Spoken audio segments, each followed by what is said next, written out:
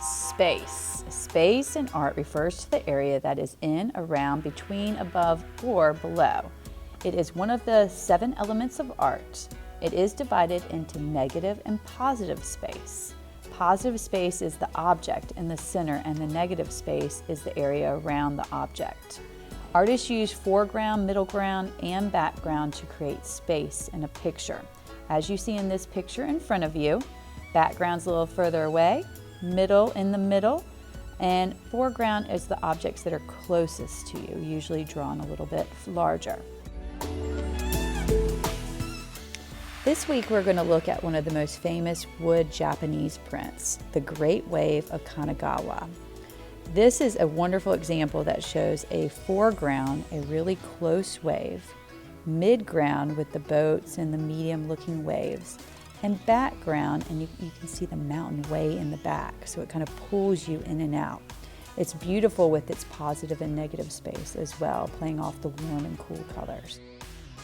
At this point, if you haven't had a chance to see the PBS video that I posted along with this assignment, please take a few minutes and watch that. It's a wonderful video that shows you the history and tells you a little bit more about the artists.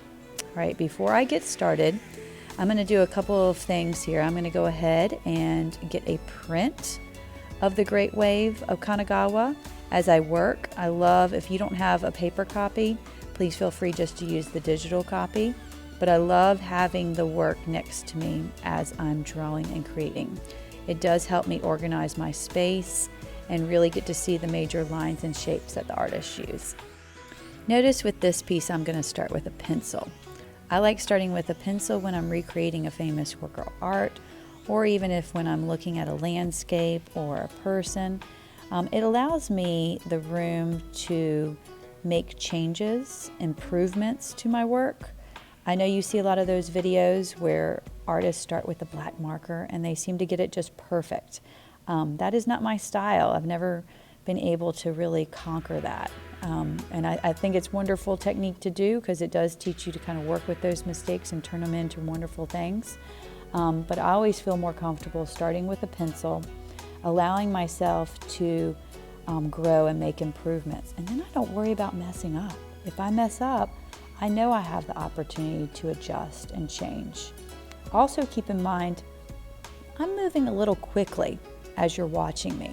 So you may be sitting there going, whoa, I can't do all this. This is really tricky. This is tough. Know that you can make your own shapes, your own lines that don't always match exactly what I'm doing.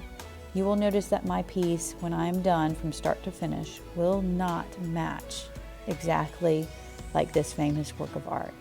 It will capture a lot of the same colors, it will capture a lot of the same textures, lines, and even have a little bit of a similar composition, meaning layout and use of space. But it will not match exactly. I know that I am not this artist, so nor can I recreate his just perfectly like he does it.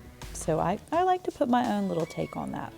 So please make sure whenever you're recreating anything that inspires you, whether it's something that you're looking at in person or if it's a famous work of art, always embrace, celebrate your own touches and styles to the work. It makes art so much more enjoyable. Right? So now you can see I'm kind of working in the boats. This is my middle ground that I'm working on there. A couple of the waves in the midground. I got a little bit of the foreground already, but I will be adding more there. And then I've also got the background object, that mountain you can see starting to appear. All right, it's going to take me a little while. I'm going to go through I like to call it my first draft drawing of my pencil. Then I will get a Sharpie marker. You can use a black color pencil. You can use a regular black marker that you have, or even like a dark blue would look really good. And I'm going to outline over some of these lines once I get a composition, a layout that I'm really happy with. Okay, now it's time to have a little fun. We're going to go through draft 1 into 2 and then finish it off with some amazing color.